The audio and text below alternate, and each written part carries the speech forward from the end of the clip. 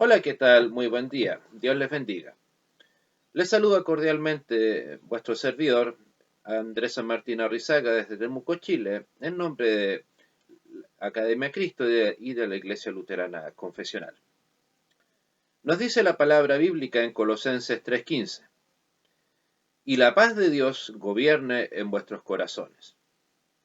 Bueno, el principal propósito de la obra redentora de Cristo fue conquistar para nosotros la paz de Dios.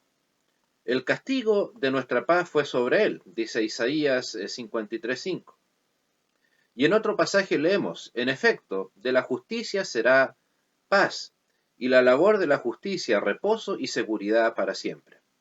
Y mi pueblo habitará en morada de paz, en habitaciones seguras y en recreos de reposo, como lo dice Isaías 32. Más adelante San Pablo lo explica de la siguiente manera: justificados pues por la fe, tenemos paz para con Dios por medio de nuestro Señor Jesucristo. Romanos 5:1. Es así como habla la Escritura. Entonces, ¿no debiera morar la paz de Dios en los corazones de todos nosotros, los creyentes? Eh, ¿O es posible que no sea cierto lo que declara las Escrituras, que estando justificados por la fe en Jesús, tenemos paz con Dios?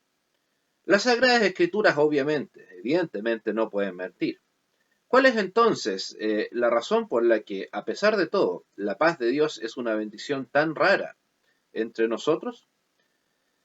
No estamos hablando aquí de lo que ni siquiera saben lo que es paz con Dios. Estos poseen tanta paz, humanamente hablando, de otra especie que jamás podrán comprender los que tenemos la paz de Dios. Ellos disfrutan la paz del mundo, la paz proveniente de la salud física, del bienestar material, de la felicidad cotidiana, incluso, ¿por qué no?, de cosas más triviales como que su equipo deportivo gane algún torneo, un campeonato, los éxitos de alguna posición política, etc. Pero esa sin duda no es una verdadera paz, porque todos esos triunfos, esas supuestas tipos de paz, son cosas efímeras que han de terminar en algún momento, si es que acaso no duran solo un par de minutos. Tampoco de esas personas espiritualmente desiertas, castigadas y atormentadas bajo la tiranía de la incredulidad y de las demandas de la ley, con quien con un inquietante sentido de culpa, con temor y escrúpulos de conciencia, carcomiendo en su interior. Esta gente deberá darse cuenta que todavía le falta lo más importante, porque la Escritura afirma claramente que, estando justificados por la fe, como usted y yo, tenemos paz con Dios. ¿Puede mentir entonces la Escritura? Evidentemente que no. Pensemos en los que llegaron a la fe y hallaron la paz, pero se hundieron nuevamente en tal oscuridad y esclavitud espiritual que suspiran con dolor diciendo: me siento culpable, un sentimiento bastante común en el ser humano.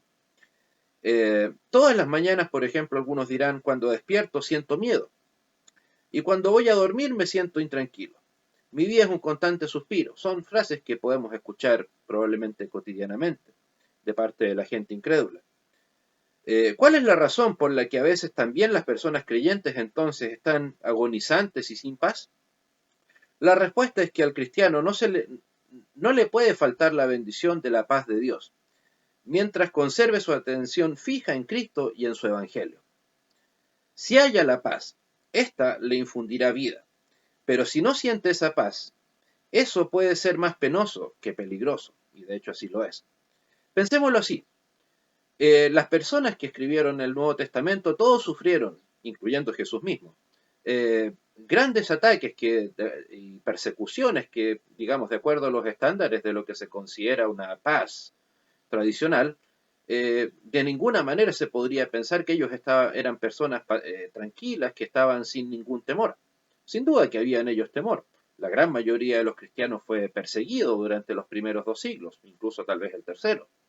Los 12 apóstoles eran gente que sin duda tenía paz con Dios, solo por dar un ejemplo. Cristo mismo Pero ¿acaso ellos no sufrieron ataques, persecuciones, incluso la muerte? Jesús incluido, por supuesto. Pero no por eso renegaron de la paz de Dios.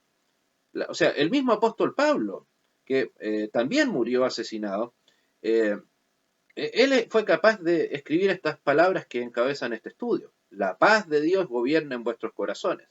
Y él no estaba hablando de que era algo que debía suceder la gente solamente ajena a él, sino que él se incluía, por supuesto, en las personas que debían tener dicha paz. Con tal que todavía pueda decir con el salmista, me tomaste de la mano derecha, me has guiado según tu consejo, y después me recibirás en gloria. Mi carne y mi corazón desfallecen, mas la roca de mi corazón y mi porción es Dios para siempre. Nos dice el Salmo 73. También nos dice el Salmo 23, aunque ande, el famoso Salmo 23, aunque ande en valle de sombra de muerte, no temeré mal alguno. Evidentemente esto es uno de los salmos tal vez más mal interpretados, porque la gente suele asumir casi como un emblema las primeras partes. Jehová es mi pastor, nada me faltará. Ok, muchas personas utilizan eso como una suerte de amuleto de la buena suerte cristiana, como que se nos estuviera ofreciendo que jamás vamos a pasar por ninguna tribulación. Pero se les olvida esos versículos que acabo de leer. Aunque ande en valle de sombra de muerte, no temeré mal alguno. ¿Y por qué el salmista podía decir que no iba a tener, eh, a pesar de tener, digamos, iba a mantenerse en paz, a pesar de estar en el valle de sombra o de muerte? Porque la verdadera paz no es estar lejanos al valle de sombra o de muerte, porque si el mismo salmista lo dice, es porque él sabía que ese valle de sombra de muerte podía llegar. Sino, ¿por qué? Porque él tenía la verdadera paz, que es la paz interior, la paz que Cristo nos da. Eh, Tú sigues siendo mi pastor y todo sucederá conforme a tu palabra. Mientras puedo hablar así con Dios, la situación no va a ser peligrosa. La falta de sentimiento de paz en mi alma no es para perdición, sino para la gloria de Dios. Tal vez se deba a que Dios, comillas, metafóricamente hablando, se oculta por unos instantes, a una necesaria corrección para nuestras vidas, o a un defecto físico natural que nos afecta para nada nuestra salvación. Obviamente, son muy pocas las personas que pueden decir que no han pasado por una enfermedad o que no hemos nacido con algún defecto físico, alguna aflicción. Pero si usted y yo es creyente, a pesar de esas aflicciones temporales, podemos y debemos decir que tenemos paz con Dios y de Dios hacia nosotros. Si nos falta la sabiduría que proviene de la palabra de Dios y opinamos una vez una cosa y más tarde opinamos distinto, si pensamos solamente en nuestras faltas y en lo que debemos hacer o lo que no hemos hecho, entonces corremos un gran peligro. Si lo único que sentimos es un temor esclavizante, existe el peligro de que efectivamente hayamos recaído y llegado a la incredulidad y en una actitud servil bajo la ley. Recordemos que la ley, obviamente, ni usted ni yo estamos en condiciones de cumplirla en su totalidad. Esto puede ser, obviamente, fatal si no llega pronto la ayuda y el consuelo del Evangelio de Cristo. ¿Qué pueden hacer esas personas entonces? Deben desistir de todo esfuerzo de autojustificarse. O sea, deben hacerlo. Deben reprender su incredulidad y su autosuficiencia, que es probablemente uno de los pecados más comunes, la autosuficiencia. Creer que yo no necesito de Dios, que usted no necesita de Dios, cuando obviamente sí lo necesitamos. Precisamente la autosuficiencia es un camino directo a la incredulidad. Yo no necesito de Dios, yo soy grande, yo soy inteligente, yo soy sano. ¿Por qué va a necesitar de un Dios que me perdone pecados que yo no he realizado? Es una frase muy común en el incrédulo. ¿Qué pueden hacer esas personas entonces? Como les decía, porque deben desistir, además de lo que ya les decía, dejar de lado la autosuficiencia y reconocer que sus esfuerzos para salvarse a sí mismos en realidad se están derechamente burlando de nuestro Señor y Salvador, de lo que Él hizo y sufrió tan generosamente por usted y por mí, de lo que Él nos ha prometido y nos da en la palabra y en los santos sacramentos. Deben despertarse y reconocer que estuvieron solamente pensando en sí mismos, las personas que han pensado así, que se han concentrado solo en sus sentimientos de culpa, como si sus pecados pesasen más que los méritos de Cristo. Nuevamente, el creyente que suele ver las cosas así es porque ve siempre que sus méritos o sus no méritos son más pesados que el mérito de Cristo. Y por lo tanto, al no tener mérito alguno en nuestras vidas, la gente, obviamente, el creyente incluso, ha de desanimarse si es que ve sus propios pecados, en vez de mirar hacia la cruz de Cristo. Deben darse cuenta de que cambian tanto de opinión porque esperan encontrar las respuestas en sus mentes y en sus corazones, siendo que el Señor nos dio la respuesta para nuestras vidas.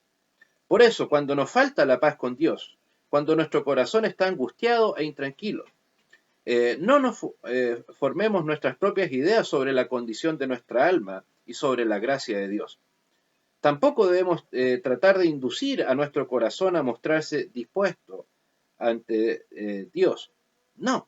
Oigamos, leamos, consideremos la palabra del Evangelio e imploremos a Dios que nos abra los sentidos espirituales y que nos conceda el don de la fe. Con solo recibir la gracia de que Dios nos abra los ojos para ver su gloria en el Evangelio, obtenemos y vamos a obtener una inmensa e infalible paz. El mayor estorbo para esa paz y la peor tribulación, obviamente, son nuestros pecados y las dudas en cuanto a nuestra conversión y a nuestra honestidad.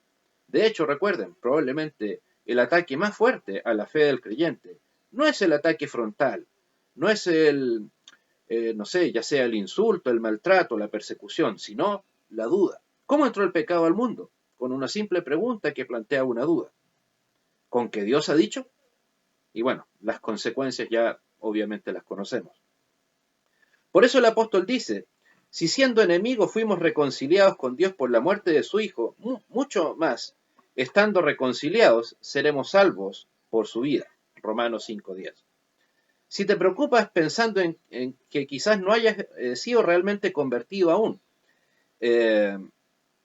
y por eso dudas de la gracia de Dios, el apóstol te recuerda que fuimos reconciliados con Dios en el momento en que todavía éramos sus enemigos. O sea, la obra es de Cristo, no suya, ni mía.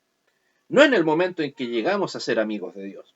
El apóstol además señala que esto ocurrió por la muerte del Hijo de Dios ahí en la cruz, no por sus buenas o malas obras, las suyas y las mías me refiero. Entonces, nada, si bien en ese sentido nuestro arrepentimiento, nuestra fe son señales de esa nueva amistad con Dios que ahora tenemos, no el motivo de que nos hayamos reconciliado con Dios. Con su muerte, Cristo reconcilió a todo el mundo con Dios, y cuanto más a usted y yo que creemos en Él. Eres justificado y bendito tan pronto como crees esa verdadera buena noticia, ese evangelio. Puedes creer en una gracia que realmente existe, aun cuando no puedas verla ni sentirla plenamente todavía. Ah, qué paz tan grande, sublime y bendita nos da Jesucristo. Paz que espero que esté en vuestro corazón, en el mío y en el todo creyente. Que Dios les bendiga y nos encontramos en una próxima oportunidad. Hasta pronto.